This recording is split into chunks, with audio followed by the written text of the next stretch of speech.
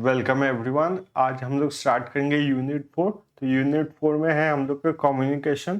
तो उसमें सबसे पहले समझेंगे मीनिंग ऑफ कम्युनिकेशन, फिर देखेंगे needs of communication, models of communication. Models of communication अगर देखा जाए तो काफ़ी सारे मॉडल्स हैं, उनमें से हम 4 सबसे इम्पोर्टेंट मॉडल्स ऑफ कम्युनिकेशन को देखेंगे। फिर पढ़ेंगे हम लोग लीनियर कम्युनिकेशन क्या होता है, नॉन लीनियर और ट्रांजैक्शनल कम्युनिकेशन, और आखिर में हम लोग पढ़ेंगे टाइप्स ऑफ कम्युनिकेशन। अगर एग्जाम पॉइंट ऑफ व्यू से देखा जाए तो सबसे इम्पोर्टेंट है ये नीड्स फॉर कम्युनिकेशन, और आपका लीनियर, नॉन लीनियर और टाइप्स ऑफ कम्युनिकेशन। और ये जो बाकी दोनों है कोड मॉडल्स और मीनिंग, ये पहले के एग्जाम में आए थे, मतलब 2021 के एग्जाम में नहीं, पर 2019-18 ये सब एग्जाम में आए थे। तो इनको भी एक बार हम लोग एक साथ पढ़ लेंगे, ताकि अगर ये हम लोग के एग्जाम्स में आए तो इसका आसानी से आंसर दे पाएंगे। तो अगर आप इस वीडियो का पीडीएफ डाउनलोड करना चाहते हैं, जो पीपीटी से मैं पढ़ा रहा हूँ उसका पीडीएफ डाउनलोड करना चाहते हैं, तो वीडियो के डिस्क्रिप्शन में जाके पीपीटी डाउनलोड कर सकते हैं। तो सबसे पहले देखेंगे हम लोग मीनिंग। अगर मीनिंग ऑफ कम्युनिकेशन देखा जाए तो ये काफ़ी क्लियर है, कम्युनिकेशन का मतलब क्या होता है। तो कम्युनिकेशन में जो हम लोग को मेनली पूछा जाता है कि कम्युनिकेशन जो वर्ड है वो कहाँ से आया है, तो वो वर्ड लाया गया है कम्युनिस्ट वर्ड से, जो कि एक लैटिन वर्ड है और इसका मतलब है कॉमन। तो कम्युनिकेशन आया है हमारे कम्युनिस्ट वर्ड से, जो कि एक लैटिन वर्ड में, और इसका मतलब है कॉमन। ये आपके एग्जाम में आता है। और दूसरा जो मैंने इंटरनेट पे देखा था कल सर्च करते हुए, कम्युनिकेशन और एक वर्ड से बहुत सिमिलर है, जो है कम्युनिकेटियो। ये भी एक लैटिन वर्ड है और इसका मतलब है आपका शेयरिंग, कुछ शेयर करने का मतलब है लैटिन में कम्युनिकेटियो। कुछ शेयर जब हम लोग करते हैं तब उससे कम्युनिकेटियो बोला जाता है, और ये भी एक लैटिन वर्ड है जिससे आपका कम्युनिकेशन वर्ड जो है वो बना है। तो अगर आप इंटरनेट पे देखेंगे तो आपको कम्युनिकेटियो दिखाएगा, लेकिन एग्जाम में ज़्यादातर कम्युनिस्ट आता है, तो इसको हम लोग याद रखेंगे। फिर देखते हैं नीड्स ऑफ कम्युनिकेशन। ये वेरी वेरी इंपॉर्टेंट है, क्योंकि एग्जाम्स में इससे कई बार रिपीट किया गया है कि इंसान जो कम्युनिकेशन करता है उसके नीड्स क्या होते हैं, वो किस वजह से करता है। तो सबसे पहला है आपका मैकेनिस्टिक। मैकेनिस्टिक मतलब क्या हो गया, मैकेनिस्टिक का मतलब हो गया यहाँ पर इंफॉर्मेशन एक्सचेंज करने के लिए। हम लोग को जब इंफॉर्मेशन एक्सचेंज करना होता है, किसी को कुछ इंपॉर्टेंट बताना होता है, तब हम लोग कम्युनिकेट करते हैं। तो ये हो गया पहला मैकेनिस्टिक। फिर आता है साइकोलॉजिकल। साइकोलॉजिकल मतलब आपको पता है कि माइंड में कोई बात को मतलब चुपचाप रहेंगे तो वो टेंशन बन जाता है, और टेंशन से हम लोग को प्रॉब्लम क्रिएट होता है। इसलिए आप देखेंगे बहुत सारे वर्ल्ड क्लास साइकोलॉजिस्ट होते हैं, उन्हें बहुत सारा पैसे इसलिए मिलता है क्योंकि वो लोगों से बात करते हैं और उनके प्रॉब्लम को समझते हैं। तो ये है आपका साइकोलॉजिकल नीड, कि हमारे माइंड में अगर कोई बात है तो उस बात को हमें कहना चाहिए। फिर आते हैं सोशल कंस्ट्रक्टिविस्ट। ये तो नाम से ही आपको पता चल रहा है कि रिलेशन बनाने के लिए, सोशल रिलेशन बनाने के लिए, ताकि हम 10 लोगों से बात कर पाए, दोस्ती बना पाए। ये सब रिलेशन बनाने के लिए कम्युनिकेशन का यूज किया जाता है। फिर आते हैं सिस्टमैटिक पे। सिस्टमैटिक मतलब होता है कोई चीज को सीखने के लिए। जैसे मैं मान लीजिए ये चैप्टर कम्युनिकेशन पढ़ा रहा हूँ, तो पहले में अगर बोलता है कि टाइप्स ऑफ कम्युनिकेशन पढ़ते हैं, फिर हम लोग कम्युनिकेशन का मतलब समझेंगे, तो वो एक गलत तरीका हो जाएगा और उससे आप लोग को समझने में दिक्कत होगा। तो सिस्टमैटिक का मतलब क्या होता है, एक सिस्टम से पूरा जो कम्युनिकेशन है उसको लर्न करते हैं, ताकि कैसे कैसे होगा। और कम्युनिकेशन चैप्टर नहीं, दूसरे कुछ भी लर्न करने के लिए सिस्टमैटिक तरीके से पढ़ाई करना पड़ता है, ताकि हम लोग उस चीज को अच्छे तरीके से समझ पाए। फिर आते हैं क्रिटिकल। क्रिटिकल का मतलब क्या हो गया, किसी चीज को इवेल्युएट करने के लिए।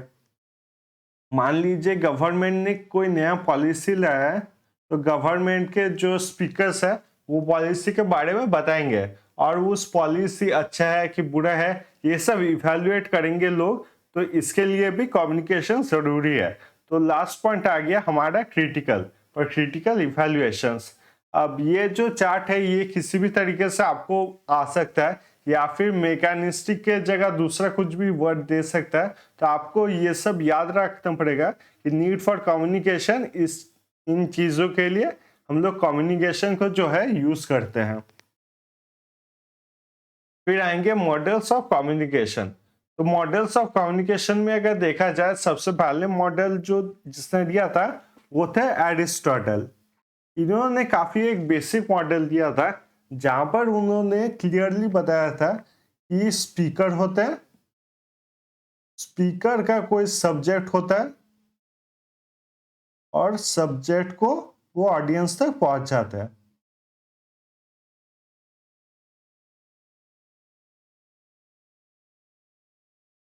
तो ये मॉडल देख के आपको किसका बात याद आ रहा है? Spokes person. जो स्पोक्स पर्सन होते हैं उनका ये मॉडल होता है। जैसे मान लीजिए स्टेज पे खड़ा कोई मिनिस्टर जो है वो कोई भाषण दे रहा है या फिर कोई स्पीच दे रहे हैं, तो ये सब उन्हीं के वजह से मतलब अप्लाई होता है। और उन्हीं को देख के अरिस्टोटल ने ये मॉडल बनाया था, जहां पर स्पीकर है, स्पीकर किसी सब्जेक्ट पे बात करते हैं और वो बात कौन सुनता है? तो ऑडियंस। अब मॉडल ऑफ कम्युनिकेशन को थोड़ा ज्यादा स्प्रेड किया था आपके स्क्रैम ने। स्क्रैम ने इसमें क्या ऐड किया था कि सोर्स तो होते हैं, सोर्स कौन हो गए? आपके स्पीकर। वो किसी लैंग्वेज को जो है वो जो कम्युनिकेट करना चाहते हैं उसे एनकोड करते हैं। एनकोड का मतलब क्या हो गया? मतलब जो मन के फीलिंग्स है उसे वर्ड्स में अरेंज करते हैं, वर्ड्स में अरेंज करना। और फिर वर्ड्स में अरेंज करने के बाद वो सिग्नल से बातचीत करना चाहते हैं, जैसे किसी को कॉल कर लिया या फिर मैसेज कर लिया। ये सब किस में आ जाता है? आपके सिग्नल में आ जाता है। फिर सिग्नल जब आपके डेस्टिनेशन तक पहुंचता है, वहां पर उसे डिकोड करना पड़ता है, मतलब अंडरस्टैंड करना पड़ता है।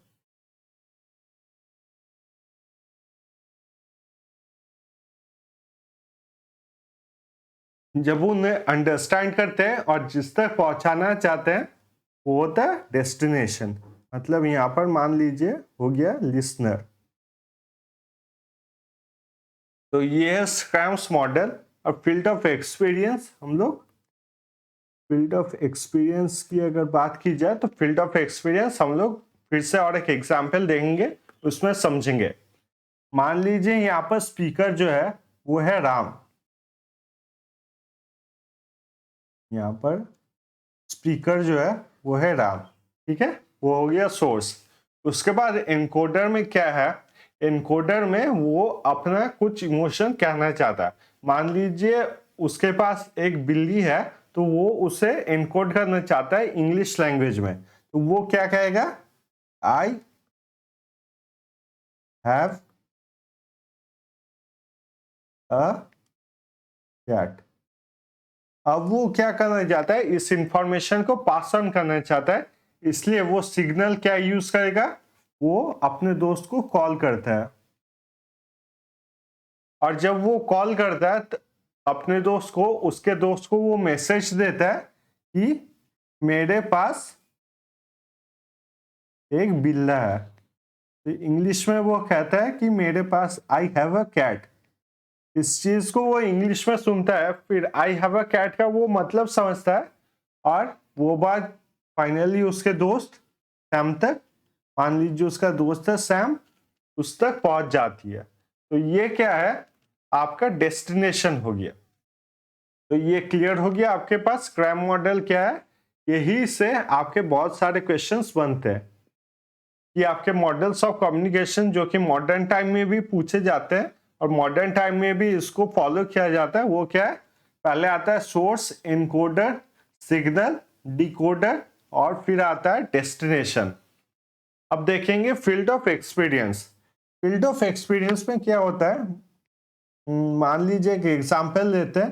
फील्ड ऑफ एक्सपीरियंस में एक क्लास 1 का बच्चा है जिसे टीचर पढ़ा रहा है। तो टीचर है यहाँ पर और यहाँ पर है उसका स्टूडेंट।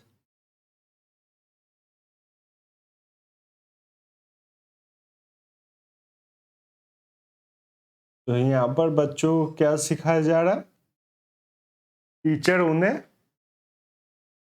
मल्टीप्लाई करने के लिए सिखा रहा है।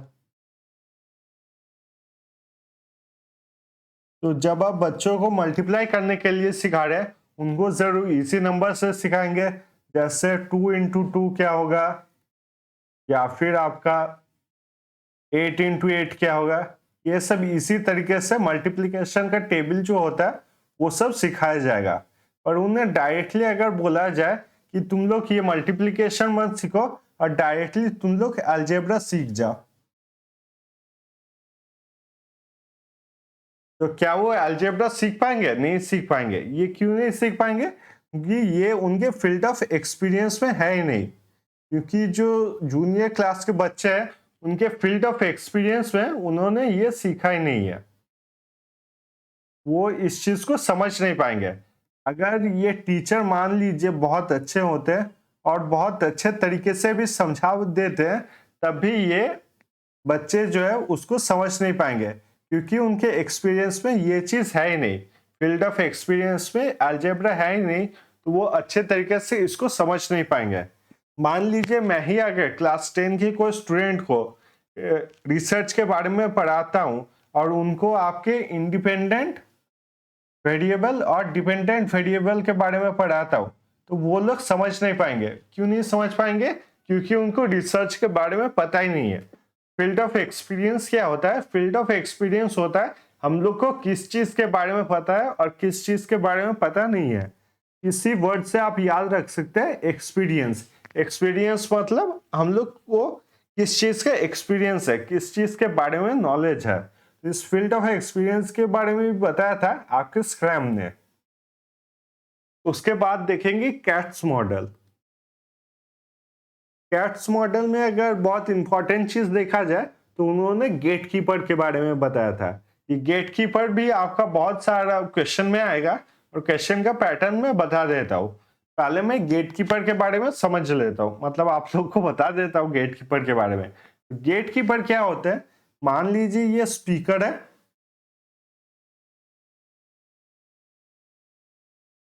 और यहां पर है आपका ऑडियंस। तो इसके बीच रहता है आपका गेटकीपर। स्पीकर और ऑडियंस के बीच में रहता है आपका गेटकीपर। गेटकीपर जो है वो डिसाइड करता है कि कौन सा न्यूज पास होना चाहिए या फिर कौन सा न्यूज पास नहीं होना चाहिए। गेटकीपर क्या करता है? गेटकीपर डिसाइड करता है कि कौन सा न्यूज जो है वो पास होना चाहिए या फिर कौन सा न्यूज पास नहीं होना चाहिए।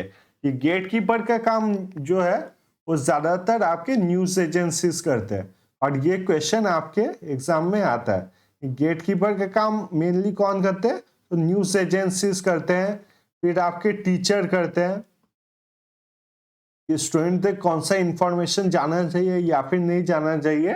ये सब क्या है? गेटकीपर का काम है। स्पीकर का मतलब क्या है? स्पीकर कोई इंफॉर्मेशन देगा और वो इंफॉर्मेशन आपके ऑडियंस तक पहुंचना चाहिए या फिर नहीं पहुंचना चाहिए, ये काम होता है आपका गेटकीपर का। जैसे मैं यहाँ पर एक एग्जांपल देता हूं। यूक्रेन में जो लड़ाई हुआ था, यूक्रेन वर्सेस रशिया, हम सबको पता है कि यूक्रेन के यहाँ पर बॉम्ब ब्लास्ट हुआ नहीं हुआ, यूक्रेन कितना ब्रेव है, रशिया से लड़ाई क्या, सबको हम सबको इसके बारे में पता है। पर आपके अफ्रीका के कंट्री में लड़ाई हो रहा है, करीब 1 महीने से लड़ाई हो रहा है, इसके बारे में हम लोग किसी को नहीं पता है। मिडिल ईस्ट में इतने लड़ाई होता है, ये सब के बारे में हम लोग को नहीं पता है। तो ये क्या हो गया? ये हो गया गेटकीपर का काम।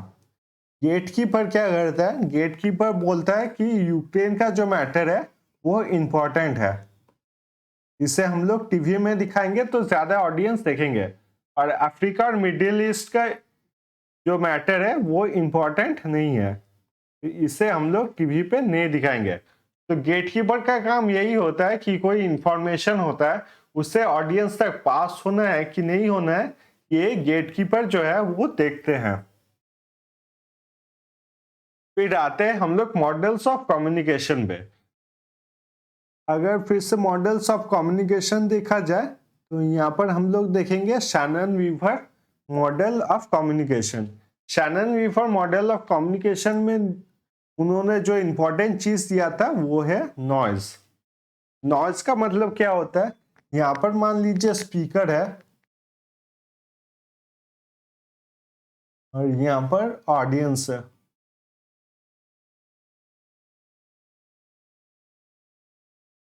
और बीच में रहता है आपका नॉइज। नॉइज का मतलब क्या होता है, अगर स्पीकर जो इंफॉर्मेशन पास कर रहा है उसे अगर ऑडियंस तक पहुंचने में कोई भी तरीके का प्रॉब्लम होगा तो वो होता है आपका noise. Any problem in the mode of communication, वो हो जाएगा आपका नॉइज। मतलब स्पीकर जो इंफॉर्मेशन ऑडियंस तक पहुंचाना चाहता है वो अगर ठीक तरीके से ऑडियंस तक ना पहुंचे, वो किस लिए नहीं पहुंचता, तो वो नहीं पहुंचता है नॉइज के लिए। अब नॉइज अगर देखा जाए इस मॉडल ऑफ कम्युनिकेशन में तो तीन तरीके के होते हैं। एक है आपका मैकेनिकल,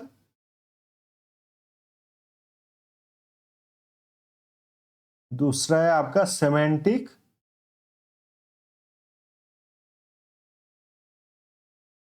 और तीसरा है आपका इन्फ्लुएंशियल।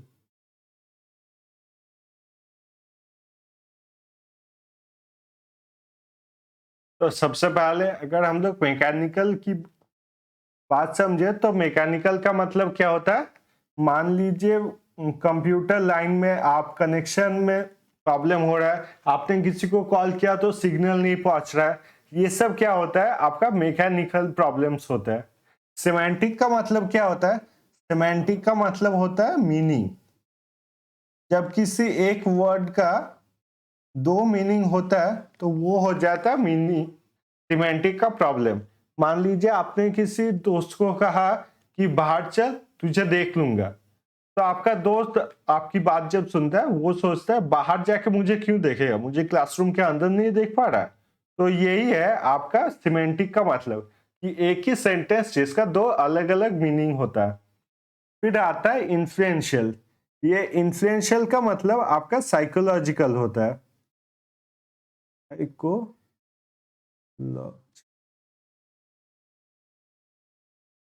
जैसे मान लीजिए दो टीचर है, एक टीचर है आपका राम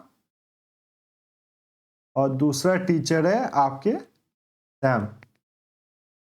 तो राम जो टीचर है वो टीचर आपको पसंद है उनका पढ़ाने का तरीका, और सैम जो टीचर है सैम का पढ़ाने का तरीका आपको पसंद नहीं है। तो इन्फ्लुएंशियल में क्या होता है सैम जब टीचर कुछ पढ़ाते हैं तब उसे आप बहुत ध्यान से समझते हो, अब वो उससे बहुत ध्यान से आप समझते हो कि वो क्या पढ़ा रहे क्या नहीं पढ़ा रहे। क्यों? क्योंकि आप राम के जो टीचर है, मतलब राम जो टीचर है उनकी पढ़ाई आपको अच्छी लगती है, पर सैम जहाँ पर टीचर है वो भी आपको सेम चीज पढ़ाते हैं, पर सैम का पढ़ाने का तरीका आपको पसंद नहीं है, इसलिए आप उन पे ज्यादा अटेंशन नहीं देते हो, उनकी पढ़ाई में ज्यादा अटेंशन नहीं देते हो, और उनकी क्लास में दूसरा कुछ सोचते हो या फिर मतलब डिस्ट्रैक्ट होते रहते हो, तो ज्यादा जो इंफॉर्मेशन वो पास करना चाहते हैं उन्हें समझने का ट्राई नहीं करते हो। यही है आपका इन्फ्लुएंशियल, मतलब कौन टीचर आपके ऊपर कितना ज्यादा इन्फ्लुएंस देता है, और उसके ऊपर हम लोग देखते हैं कि पढ़ाई कितना आप लोग एक्सेप्ट कर पा रहे हो, या फिर जो इंफॉर्मेशन स्पीकर देना चाहते हैं वो लोग कितना ज्यादा एक्सेप्ट कर पा रहे हैं। तब देखेंगे इसको याद कैसे रखते हैं। तो इसके लिए पहले एक स्टोरी सुन लीजिए कि राम नाम का एक लड़का था और उसके पास एक बिल्ली था जिससे सुनाई नहीं देता था। तो मैंने क्या कहा, राम नाम का एक बंदा था और उसके पास एक बिल्ली था जिसे सुनाई नहीं देता था। तो आपको सबसे पहले क्या याद रखना, ए राम कैट सुनाई नहीं। ठीक है, तो अब इससे देखेंगे कौन कौन से नाम बन रहे हैं। अगर सबसे पहले ए से देखा जाए तो सबसे पहले मॉडल ऑफ कम्युनिकेशन किसने दिया था, तो ये दिया था आपके एरिस्टोटल ने। एरिस फिर राम से अगर देखा जाए तो राम से आप किसका नाम याद रख सकते हैं? Scrum, SCH।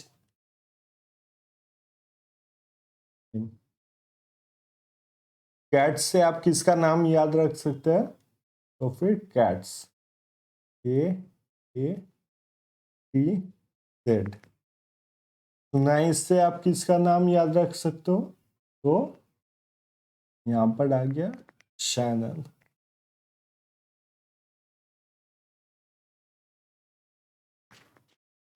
आई होप ये आपको क्लियर हो गया। अब इन्होंने मॉडल ऑफ कम्युनिकेशन जो दिया था उसमें इंपॉर्टेंट क्या था? एरिस्टोटल आपको पता है कि सबसे पहले उन्होंने कम्युनिकेशन का मॉडल दिया था और इसलिए उनका नाम सबसे पहले, ए से उसका नाम है, उनका नाम सबसे पहले है। तो एरिस्टोटल ने जो दिया था वो था आपका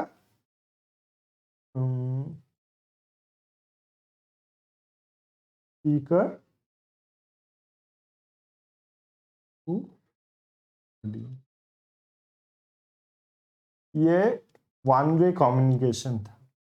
आपको सिर्फ याद रखना है कि सबसे पहले था, तो ये सिर्फ वन वे कम्युनिकेशन सबसे बेसिक मॉडल था आपका एरिस्टोटल का।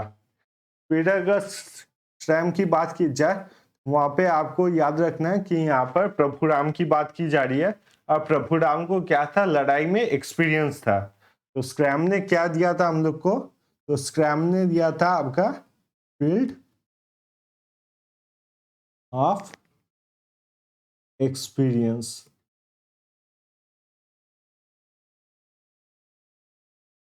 एक्सपीरियंस या आप स्पेलिंग देख लीजिएगा जो भी है। तो राम से हम लोग को क्या याद रखना? प्रभु राम के बारे में।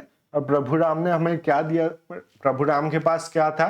तो उनके पास लड़ाई करने का एक्सपीरियंस था। तो स्क्रैम का हम लोग को याद रखना है फील्ड ऑफ एक्सपीरियंस। अब कैट से आपको याद रखना है कि जो बिल्ली था वो हमेशा दरवाजे पे रहता था और दरवाजे से कौन अंदर आ रहा है या फिर कोई बाहर जा रहा है वो हमेशा देखता था। तो कैट क्या काम करता था? वो गेट कीपर का काम करता था। यहाँ से आपको याद रखना है आपका गेट कीपर थ्योरी किसने दिया था? तो फिर वो दिया था आपके कैट्स ने। फिर सुनाई से आपको याद रखना है कि यहाँ पर क्या था? बिल्ली को सुनाई नहीं देता था। और हम लोग को सुनाई कब नहीं देता? जब नॉइज रहता है। कम्युनिकेशन में नॉइज रहता है। और नॉइज कितने प्रकार के हो सकते हैं? नॉइज आपके 3 प्रकार के हो सकते हैं। एक होता है मैकेनिकल, दूसरा होता है आपका सिमेंटिक और तीसरा है आपका इन्फ्लुएंशियल, MSI। तो ये हो गए आपके मॉडल्स ऑफ कम्युनिकेशन। और इनको छोड़ के और एक मॉडल ऑफ कम्युनिकेशन है जो कि है आपका बर्लोस मॉडल।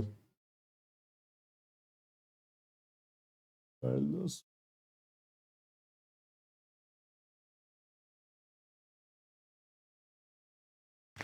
बर्लोस मॉडल की अगर बात की जाए तो बर्लोस मॉडल वैसे आपके एग्जाम में तो नहीं आता है पर आपके बुक में दिया हुआ है, इसलिए एक बार इसको पढ़ लेते हैं।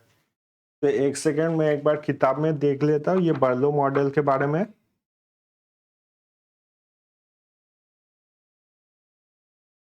तो बर्लोस मॉडल में आपको सिर्फ यही याद रखना है उसने क्या दिया था? SMCR।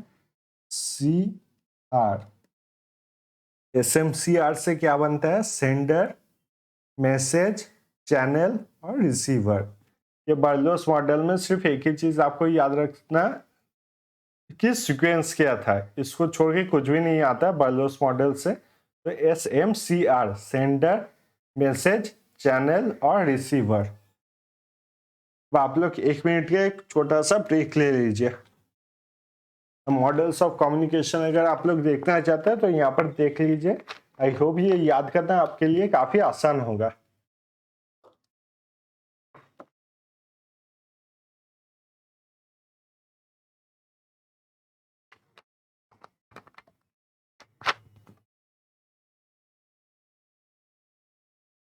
तो अभी तक हम लोग ने जो पढ़ा था वो सब क्या था?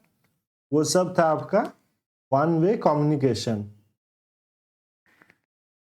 One way communication one way में क्या होता है कि एक जन बोलता है, स्पीकर कुछ बोलते हैं और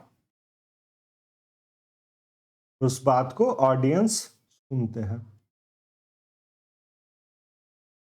पर अगर रियल लाइफ में बात की जाए तो ऐसा नहीं होता है।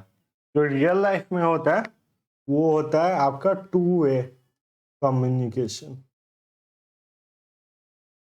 मतलब स्पीकर भी बोलते हैं और ऑडियंस भी बोलते हैं। मतलब स्पीकर भी बोलते हैं और रिसीवर भी बोलते हैं। चाहे आप दोस्त से बात कर लीजिए या फिर मम्मी पापा से बात करने में कैसे भी हो, कम्युनिकेशन का जो मेन पर्पस होता है और मेन जो मॉडल होता है वो होता है टू वे कम्युनिकेशन। तो टू वे कम्युनिकेशन में क्या होता है, टू वे कम्युनिकेशन अगर देखा जाए तो सबसे पहले रहता है आपका स्पीकर। स्पीकर किसी मैसेज को एनकोड करता है, एनकोड, उसी मैसेज को भेजा जाता है थ्रू सम चैनल, फिर उस मैसेज को डिकोड किया जाता है। डिकोड करने के बाद जो रिसीवर उसको मैसेज को रिसीव करता है और रिसीव करने के बाद देता है आपका फीडबैक टू द स्पीकर। तो ये चैनल जो होता है ये होता है टू वे कम्युनिकेशन। स्पीकर कुछ बात बोलता है, उसे एनकोड करता है, एनकोड करने के बाद चैनल के थ्रू रिसीवर तक मैसेज पहुंचाता है, रिसीवर उसको डिकोड करता है और फिर देता है फीडबैक। इस जो पूरे प्रोसेस को है, इस पूरे प्रोसेस को कहा जाता है आपका, ये जो पूरा प्रोसेस है इस पूरे प्रोसेस को कहा जाता है आपका कम्युनिकेशन कम्युनिकेशन। पूरे प्रोसेस को कहा जाता है आपका कम्युनिकेशन लूप। तो इसको ना कम्युनिकेशन लूप किस लिए कहा जाता है, तो कम्युनिकेशन तो काफी आसान है आपके लिए। कम्युनिकेशन क्यों कहा जाता है, क्योंकि यहाँ पर कम्युनिकेशन के बारे में ही बात किया जा रहा है। और लूप का मतलब क्या होता है, लूप का मतलब होता है फिर से सेम काम करना है। कोई गाने को अगर आप लूप में रख दोगे तो क्या होता है, वो गाना फिर से चलने लगता है, स्टार्टिंग से फिर से चलता है, फिर से चलता है, सेम एक्टिविटी बार बार होता है। इसमें क्या होता है, ये होता है कम्युनिकेशन लूप। जैसे स्पीकर कोई मैसेज देगा, मैसेज चैनल से पहुंचेगा, फिर आएगा फीडबैक, फिर मैसेज से बोलेगा। देखिए स्पीकर, यहाँ पर मान लीजिए एक एग्जांपल, स्पीकर राम है जिसने मैसेज दिया कि मैंने बिल्ली खरीदा। वो टेलीफोन से सैम को बता रहा है कि मैंने बिल्ली खरीदा। तो सैम क्या बोलता है, तूने बिल्ली क्यों खरीदा, कुत्ता क्यों नहीं खरीदा। अब वो बोलता है कुत्ता महंगा था, कुत्ते के बाल झड़ते थे, ये सब। तो ये कम्युनिकेशन का जो लूप है ये कॉन्टिन्यूस चलते रहता है, तो इसलिए इसको कहा जाता है लूप। तो ये पूरा जो प्रोसेस है इसे क्या कहा जाता है, इसे कहा जाता है आपका कम्युनिकेशन लूप। ये 2021 के एग्जाम में आया था। फिर देखेंगे हम लोग मॉडल्स ऑफ कम्युनिकेशन। ये मॉडल्स ऑफ कम्युनिकेशन आपके मैच द फॉलोइंग में आते हैं। मतलब मैच द फॉलोइंग में पूछे जाते हैं कि कौन सा मॉडल क्या है। तो लीनियर मॉडल क्या है, लीनियर मॉडल है आपका one way communication. I hope आपको क्लियर है वन वे कम्युनिकेशन क्या है, उसके बारे में ज्यादा डिटेल्स में नहीं बताऊंगा अब मैं। तो लीनियर मॉडल में क्या है, one way communication. Interactive model में क्या है, इंटरएक्टिव मॉडल में आपके ज्यादातर जो एग्जाम्पल होते हैं वो आपके टीचर स्टूडेंट्स के एग्जाम्पल होते हैं। इंटरएक्टिव मॉडल में क्या होता है, जैसे स्पीकर कुछ बोलता है, स्पीकर जब बोलना खत्म करता है उसके बाद ही जो स्टूडेंट है वो कुछ बोलता है। जैसे कि मान लीजिए कोई क्लास में पढ़ाई हो रहा है, तो क्लास में पढ़ाई होने के टाइम क्या होगा, टीचर वो ये एक चीज बताएंगे। मान लीजिए उन्होंने कोई एक इंफॉर्मेशन दिया पढ़ाई के बारे में कि ग्रेविटी जो है, ग्रेविटी आपके मून में कम होती है, मून में कम होती है। तो इस बात को सुनने के बाद जब टीचर अपना लेक्चर दे देंगे, उसके बाद पूरा लेक्चर खत्म होने के बाद स्टूडेंट जो है पूछेंगे कि ग्रेविटी जो मून में कम क्यों होती है। तो ये क्या हो गया, ये आपका इंटरैक्टिव मॉडल हो गया। एक जन अपना जो कम्युनिकेशन ट्रांजैक्शन है उसे कंप्लीट करेगा, उसके बाद दूसरा जन स्टार्ट करेगा। तो ये हो गया आपका इंटरैक्टिव मॉडल। फिर आता है आपका ट्रांजैक्शनल मॉडल। ट्रांजैक्शनल मॉडल में क्या होता है, एक दूसरे से हम लोग कंटिन्यूअस बातचीत करते रहते हैं। ये होता है आपके दोस्तों में। जो फ्रेंड्स में कम्युनिकेशन होता है वो होता है आपका ट्रांजैक्शनल मॉडल, मतलब एक दूसरे से बातचीत हम लोग करते रहते हैं। ऐसा नहीं है कि कोई दोस्त कोई बात खत्म करेगा फिर ही मैं स्टार्ट करूंगा, एक दूसरे से बातचीत चलते रहता है। तो ये है आपका ट्रांजैक्शनल मॉडल। से बहुत बार आपके मैच द फॉलोइंग में इंटरैक्टिव भी कहा जाता है। तो ये क्या है आपका ट्रांजैक्शनल मॉडल। फिर आता है टाइप्स ऑफ कम्युनिकेशन। तो कम्युनिकेशन के यूनिट से अगर मोस्ट कॉमन क्वेश्चन देखा जाए तो ये है आपका टाइप्स ऑफ कम्युनिकेशन। ये भी आपका मैच द फॉलोइंग में आता है। तो सबसे पहले देखेंगे हम लोग इंटरपर्सनल कम्युनिकेशन क्या होता है। इंटरपर्सनल कम्युनिकेशन का मतलब होता है जब हम लोग खुद से बात करते हैं। जब हम लोग खुद से कोई बात करते हैं तब उससे कहा जाता है इंट्रापर्सनल कम्युनिकेशन। जैसे कि बहुत बार हम लोग जब डिमोटिवेट हो जाते हैं पढ़ाई में, जैसे कि अगर ये रिसेंट एग्जांपल देखे यूजीसी नेट का जो डेट है वो अचानक से 1.5 महीने पीछे कर दिया गया। तो इसमें हम लोग क्या कर सकते हैं, इसमें हम लोग इंटरपर्सनल कम्युनिकेशन करते हैं अपने आप को मोटिवेट रखने के लिए कि नहीं, जब भी एग्जाम होगा मुझे क्रैक करना होगा, मुझे अच्छी तरीके से पढ़ाई करना होगा, मुझे जीआरएफ इस एग्जाम में लाना ही होगा। तो ये सब क्या है, ये सब है आपका इंट्रापर्सनल कम्युनिकेशन। फिर आता है इंटरपर्सनल कम्युनिकेशन। इंटरपर्सनल कम्युनिकेशन का मतलब क्या होता है, जब हम लोग किसी दूसरे से बात करते हैं तो ये क्या हो जाता है आपका इंटरपर्सनल कम्युनिकेशन। जैसे आपके दोस्तों से या फिर फैमिली मेंबर से, किसी से भी आप जब बात करते हो तो ये हो जाता है इंटरपर्सनल कम्युनिकेशन। फिर आता है आपका ग्रुप कम्युनिकेशन। ग्रुप कम्युनिकेशन में क्या होता है, ग्रुप कम्युनिकेशन में बहुत जन लोगों से एक साथ बातचीत किया जाता है। जैसे आप लोग ने दिया ही होगा कि जीडी राउंड जो ग्रुप डिस्कशन होता है उसमें क्या किया जाता है, 10 से 12 जन के एक साथ बैठा दिया जाता है और उन्हें बोला जाता है कि एक दूसरे से आप लोग बातचीत कीजिए किसी टॉपिक के ऊपर। तो ये सब क्या होता है, ये सब होता है आपका ग्रुप कम्युनिकेशन। और आखिर में अगर देखा जाए मास कम्युनिकेशन, मास कम्युनिकेशन में क्या होता है, हम लोग टीवी मीडिया यूट्यूब ये सब जो देखते हैं ये सब होता है मास कम्युनिकेशन, जहां पर स्पीकर बहुत जन से एक साथ बात करता है। मान लीजिए मैं जो यूट्यूब वीडियो बना रहा हूँ वो अगर कोई चाहे तो वो कश्मीर से भी आपका देख सकता है और केरला से भी आपका देख सकता है। तो वो है आपका मास कम्युनिकेशन, जहां पर आपका ऑडियंस जो है दैट इज वेरी लार्ज और वो कोई भी आपका देख सकता है। तो एक बार देख लेंगे इसको एग्जाम के पैटर्न में कैसे इसको अरेंज किया जाता है। तो इंट्रापर्सनल कम्युनिकेशन को क्या बताया जाता है, इंट्रापर्सनल कम्युनिकेशन को मैच द फॉलोइंग में दिया जाता है कि when you talking to yourself. तो ये कौन सा टाइप का कम्युनिकेशन हो जाएगा, ये हो जाएगा आपका इंटरपर्सनल कम्युनिकेशन। फिर आते हैं इंटरपर्सनल कम्युनिकेशन। इंटरपर्सनल कम्युनिकेशन क्या देता है, when you are talking to your friends. तो ये क्या हो जाएगा इंटरपर्सनल कम्युनिकेशन। फिर आपका आ जाता है ग्रुप कम्युनिकेशन। ग्रुप कम्युनिकेशन में आपका देता है कि टीचर टीचिंग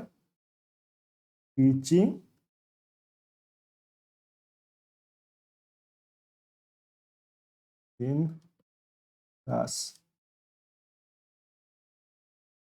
तो ये क्या हो जाएगा, ये हो जाएगा आपका ग्रुप कम्युनिकेशन। और आखिर में देखते हैं मास कम्युनिकेशन। मास कम्युनिकेशन में क्या देता है कि ऑडियंस